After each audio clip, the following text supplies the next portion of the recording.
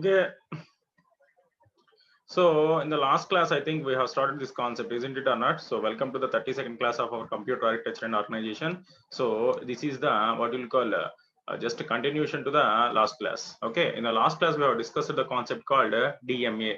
DMA means direct memory access. What is mean by direct memory access? See here, as we know that the CPU, central processing unit, is the heart of a computer, isn't it or not? Our CPU is the heart of the computer. Okay, so whatever the operation you need to do in a in our computer or in our system, okay, whether it may be data transfer, reading operation, writing operation, or something, whatever the operation that is to be done, either it should be done with the intervention and permission, and it should be done by the processor itself. It should be done by the processor itself. Whether it is a see before this concept, direct memory accessing concept, that means before the implementation or before the introduction of this direct memory accessing concept, what is the thing that is going to happen regularly is our CPU is the heart of a computer. We all know very well since from our childhood. Okay, so whatever the operation that is to be performed, that needs to be performed by our processor itself. Okay, whether it is input operation or output operation or intermediate operation in between the processor or in between the computer, if any operation needs to be take place, that should be taken place only with the help of this processor only. Is it clear? Okay, now what is the thing that is going to happen now? See, if for example, if our processor is taking care of each and every small issue, then obviously the workload on the processor is going to be increased very much, because for every second there will be an issue or there will be an interrupt either from the input devices or from the output devices or internal devices. Okay, there will be an issue. That means there will be a some problem or some issue from the input devices or output devices or intermediate devices. Okay, this is the thing that used to take place regularly. Okay, if the processor is going if the processor is looking each and every task, if the processor is looking each and every task, obviously the load on this particular processor is going to be increased. Obviously the load on this particular processor is going to be increased. Whenever for example, if I am very free from any other sorts of tensions, then I can explain the class and I can move in the class, or I can behave very efficient manner, very peacefully, or very decently I can perform my tasks. Okay, but if I have some external pressure, whether it may be work pressure or some family problems, whatever it may be, then obviously it will reflect my efficiency in teaching, isn't it or not? Because if you observe, in the last week I haven't uploaded or in the last week or in this week also I haven't uploaded videos for some classes. What is the main reason? The main reason is I have some workload. Okay, so due to those external reasons I am unable to concentrate on this one, so I might have uploaded a previous video, or I might have uploaded a video of a small duration. What is the reason? Because I have some external pressure or external thing. So due to those things, I have just what you will call reduced my performance, and I have just uploaded a video which was made without proper preparation, or something like that. But now all my simply to say, more of my what you will call pressures have been reduced, because the internal mid exams are completed. Next, lab externals are completed. We have submitted the OM mark sheets, everything. Okay.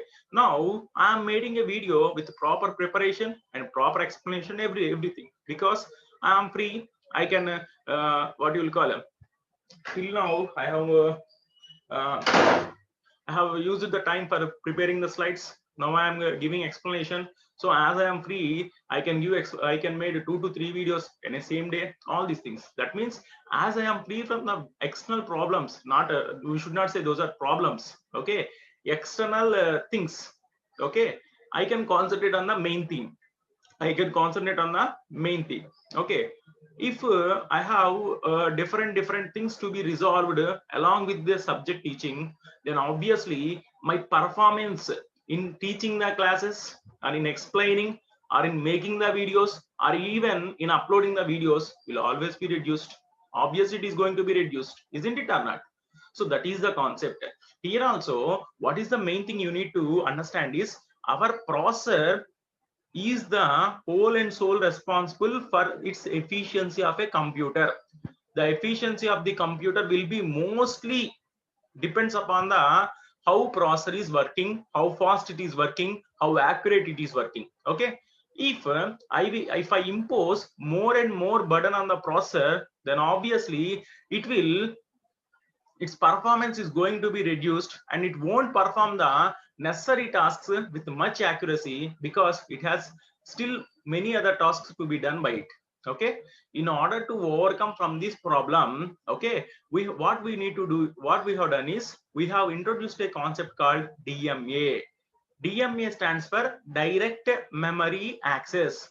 DMA stands for direct memory access. Okay, so here what is the thing you need to understand is in the direct memory access concept, okay, here the processor will just look after, it don't interfere or it will not perform the transfer of memory from input devices to output devices, or from our internal memory to output devices, or from input devices to memory. Okay, there may be a transfer of memory or transfer of memory in the sense, what is mean by memory or what the memory consists? It consists of data only, isn't it or not?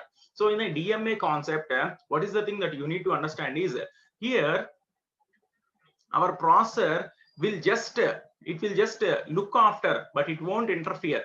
Okay, it will just supervise. Simply to say, in the DMA concept, there is a separate device which will perform the transfer of data from the input devices to the memory or from memory to the output devices. Okay, that processor will just supervise only. So obviously supervising is much more simple compared to performing the task, isn't it or not? So obviously the burden on the processor is going to be reduced by using another co-processor called DMA controller, direct memory accessing controller. It has some name also. I mean, it has some number. IC has some number. That's what you will get in your MPMC 8257, I think so.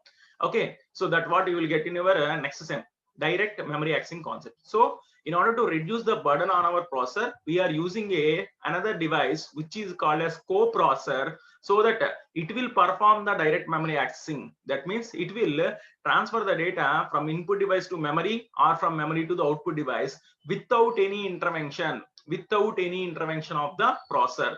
The processor won't do this operation, but it will supervise the operation.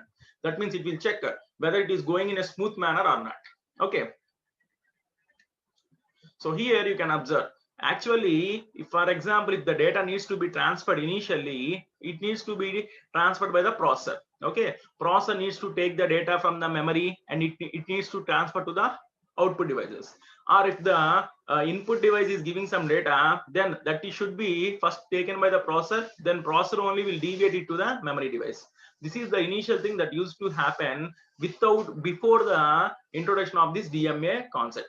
But once this DMA concept is introduced, that means once this DMA control is introduced, now what is the thing that is going to be happen here? See, you can observe these two lines. Here, the memory is transferred directly between the IO device. There is a direct transfer between the IO device and the memory. That means the memory is going to be transferred directly from input device to the memory or memory to the output device. Okay, so there is no need of this processor, but just a processor will supervise.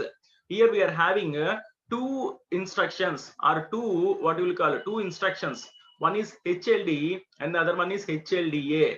HLD stands for hold. HLDA stands for hold acknowledgement. This is what this can be also explained very easily. See, for example, consider our department only. Our HOD sir chamber is there. Okay, so I have explained this example previously also. We are having data operator, one data operator. Okay, he is nothing but a DMA controller.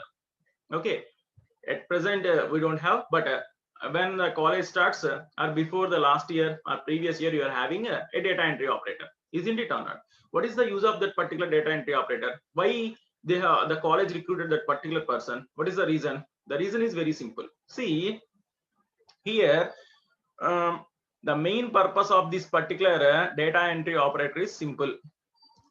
Here our HOD sir is nothing but a processor.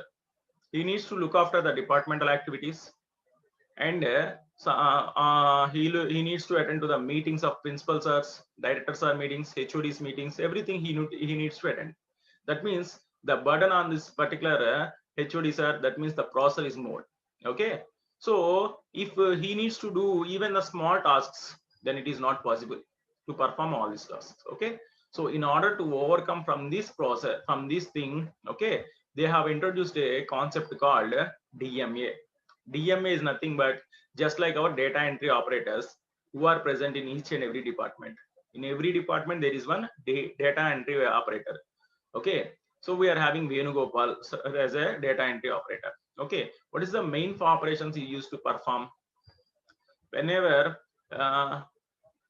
what you'll call, if we want to enter any mid marks, he will guide us. Okay, if we want, if there is any invigilation duties, for example, the HOD sir has given some what we will call information, he used to pass to us. If any data is required from the staff, then he will come to us, so that we'll give him the information, so that he will pass to the HOD sir. That means what is the thing that is going to happen means, here the most some of the burden on this particular process, that means the HOD sir of a department, is being reduced due to this particular data entry operator, because he will look after some works which will be very small works, which are okay. So if the particular processor, that means if the HOD sir needs to look after these things, then he cannot concentrate on the academic activities, he cannot concentrate on the NBA works or something. Okay, so for that purpose, they have recruited a particular person who can do these tasks. Okay, he is completely allocated for these things only, data entry, or what you will call mid marks verification, mid marks entering. Okay, or something, some small tasks. Okay, so that the particular burden on the HOD sir is going to be reduced. Here also the same phenomena. Okay, here that particular data entry operator is nothing but DMA controller. What is his function? He will look after the, or he will transfer the data between the memory and the IO devices. Okay, next step. So that's what we have given here. So previously, before the intervention of this DMA concept, before the intervention of this direct memory accessing, what is the thing that is going to happen means, the processor needs to check each and every device. The processor or controller is there now, so it needs to check. To do this, the processor either pulls a status flag in the device interface or waits for the device to send the interrupt request. The device needs to check each and every device whether there is an interrupt or not. Okay, so it will take a lot of time. In order to overcome from this, we'll go for this approach called direct memory accessing. That's what we have told in the last class. Okay, so we are having a device called DMA controller. The device or a controller which performs the DMA operation is called DMA controller. We are having 8257 IC as a DMA controller in our MPMC, microprocessor and microcontrollers. That is the name of an IC. Okay, IC means integrated circuit. I think you all are very much aware about your LICA and DICA.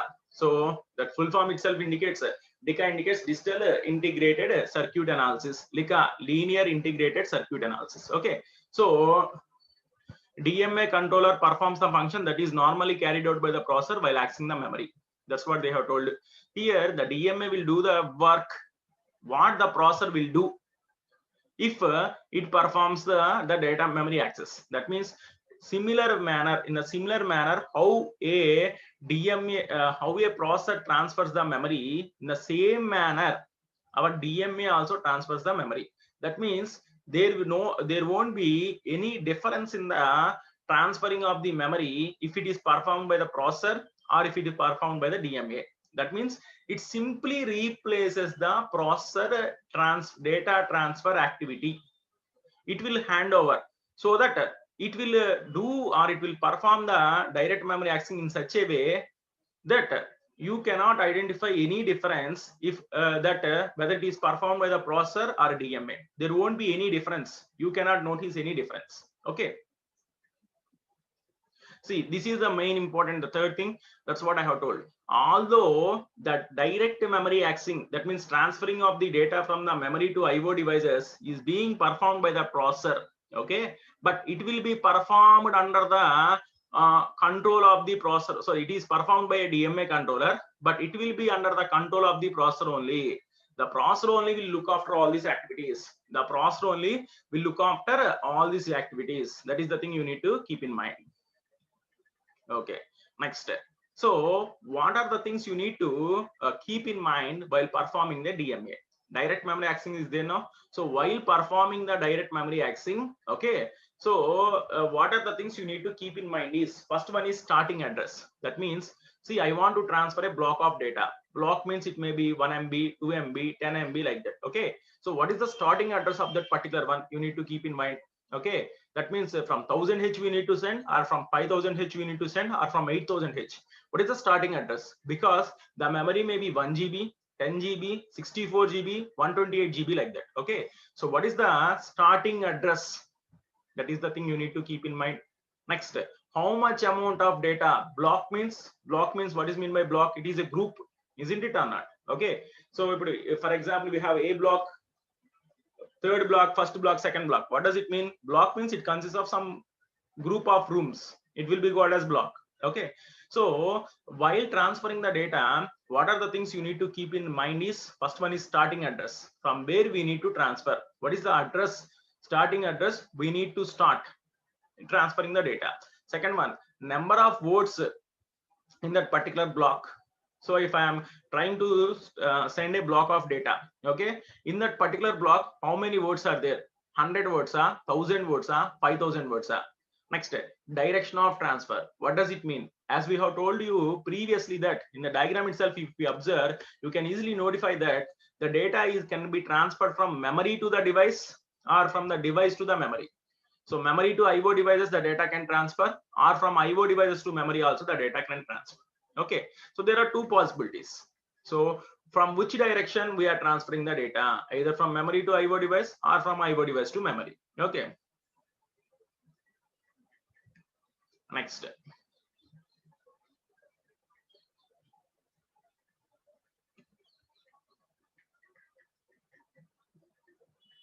See how it is going to be. What you will call, when the entire block has been transferred, the controller informs the processor by raising an interrupt signal.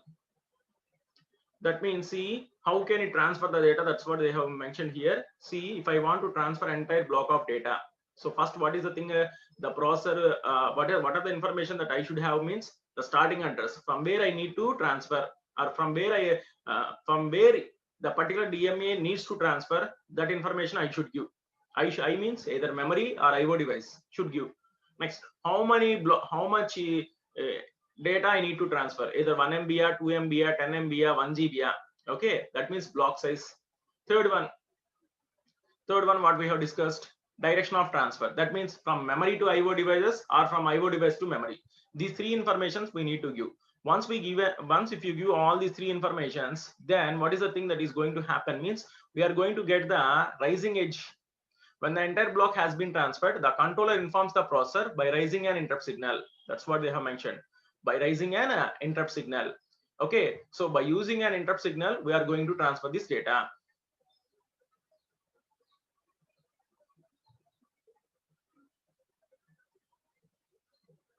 See, when DMA transfer is taking place, the programs, the request, the transfer cannot continue, and the processor can be used to execute another program. See, this is the thing you need to do. You need to look, because as we have told previously that the processor will not do the operation, but it needs to supervise the operation. That's what we have told in the previous class, isn't it or not? Okay, see, not in the previous class, previous slide I have told you. Okay, see, for example, once the DMA transfer is initiated, okay, no doubt the processor will not do it, but at least it should look after it.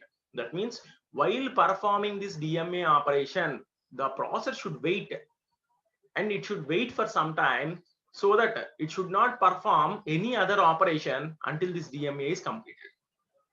See, that's what they have written. The processor can be used. The DMA transfer is taking place. The program that the request the transfer cannot continue, and the processor can be used to execute another program. After the DMA transfer is completed, the processor can return to the program that requests the transfer. So the processor will what you call a return only if the DMA is completed. That's what we need to do. We need to mention next. So here we have one diagram that is called a direct memory accessing diagram. So how the direct memory accessing is going to take place? See, the main concept what we have discussed is the DMA or direct memory accessing is going to be taken place between the processor and the main memory. Processor and the main memory. Okay, now.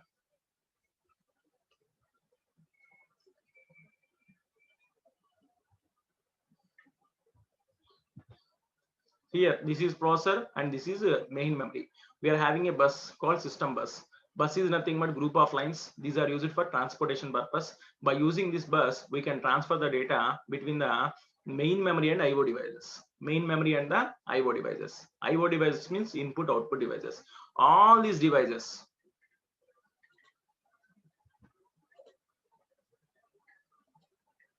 See, either it may be printer, keyboard, we have mouse, we have, okay. So these all are comes under the input output devices. Keyboard, printer, these all called IO devices. Okay. We are having DMA controllers, two DMA controllers, direct memory accessing controllers. Okay. Here we the processor will just supervise the main operation will be performed by these DMA controllers. They will transfer the data from main memory to the printer or from keyboard to the main memory like that. Okay. So what they have mentioned here, DMA controller connects a high speed network to the computer bus. So the main purpose of a DMA controller is it has high speed network. That means it can transfer the data very high at very high speeds. See, DMA controller which controls two disks also has DMA capability. It provides two DMA channels. Here it also have some two DMA channels. This is not that much important one. Okay. Okay. The main thing what we need to do understand is here. See, disk has one separate DMA controller, and here the rest of the components has one DMA controller. This is the thing what they want to specify here by indicating it with the red lines. See, it can perform two independent DMA operations as if each disk has its own DMA controller. Here we are having two disks now. Okay, two disks having only one DMA controller, but it can perform two independent DMA operations. It can perform two independent DMA operations as if two disks having a separate DMA controller. That flexibility or that possibility is also present here in the DMA. So it can perform two independent DMA operations. It can perform two independent DMA operations. That's what they have mentioned here. Okay.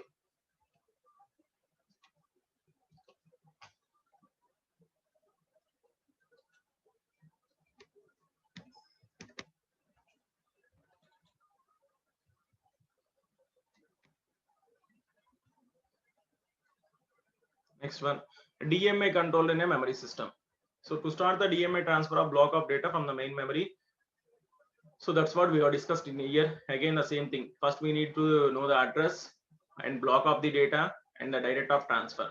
That means from where to where we need to transfer. Okay. Next, when the DMA transfer is completed, see this this should be made one. DONE one should be made one whenever the transfer is completed. Okay. Next, we are having IE. IE means interrupt enable pin. What is mean by interrupt enable pin? The controller sends an interrupt request to the processor. Okay. See here, what is the advantage of this DMA concept compared to our normal processor concept is, see in the processor we are having a concept called polling. That's what we have discussed now. So that means what is mean by polling? There the processor needs to check each and every device and verify whether it has any interrupt or not. If any interrupt request is present, then the processor needs to execute that one. That means the processor needs to visit each and every device and it needs to check whether the device has any interrupt or not. Where is that concept is present? That is present when the DMA controller concept is not introduced. But once the DMA concept is introduced, what is the thing that is going to happen means here if a particular device needs some request, then it should make the IE pin as one. Okay, that means if I needs to access a DMA, or if I have any, what you will call, if I have any requirement of DMA, then I need to make my IE pin, interrupt enable pin, as one.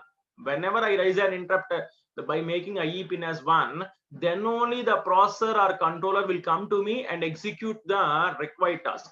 Okay, that means here that particular processor, it don't visit each and every device. Okay, here if I have a problem, I need to raise my voice, then only they will come and execute. Okay, next, status register. Status registers are there, so we are having a status register. The main purpose of the status register is to find whether the transfer took place correctly or error occurred. That means how the transfer has occurred, whether it is taken place correctly or error occurred. Okay, so that's it. That is about this one.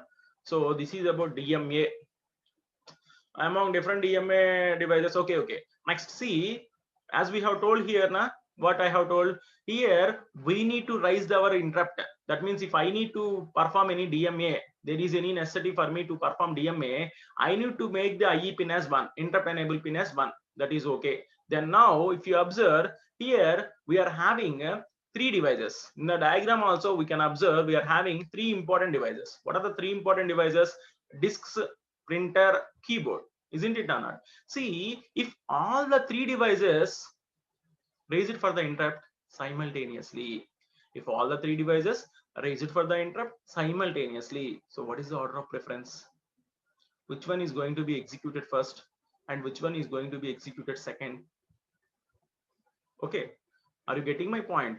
At a time, if the disk raises the interrupt, the printer raises the interrupt, the keyboard raises the interrupt. Okay, what is the first device which needs to be executed? What is the second device that is going to be going to be preferred? What is the third device that is going to be preferred? For that particular purpose, we have given priority also. See, if all the 3 devices among the different top priorities for disks, first one is disks, next high speed interface, third one is GDD, graphical display device, that is nothing but your monitor or print.